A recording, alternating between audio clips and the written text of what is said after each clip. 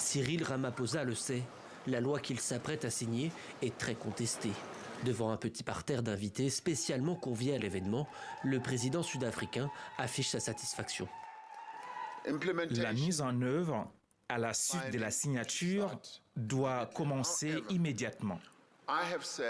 Cependant, en tant que président, j'ai dit que j'étais prêt à permettre à ceux qui croient qu'une solution sera trouvée,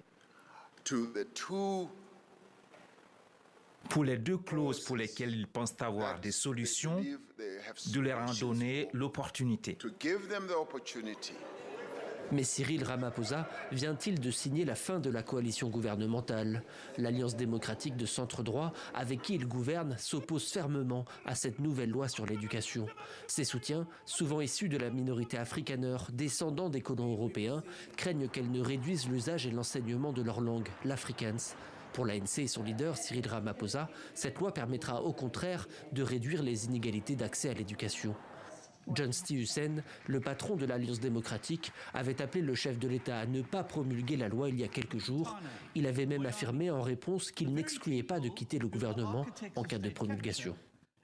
Dans un gouvernement multipartite, les dirigeants doivent respecter les contraintes et les impératifs de leurs partenaires.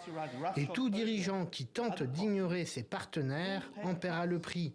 Car le moment viendra où la chaussure sera sur l'autre pied et il aura besoin de la compréhension de ses partenaires à son tour. La promulgation a engendré la première grave crise politique au sein du gouvernement d'unité nationale, après 3 mois seulement. Pour autant, Cyril Ramaphosa assure que le gouvernement est voué à durer et que cette nouvelle loi ne menace pas nécessairement son existence.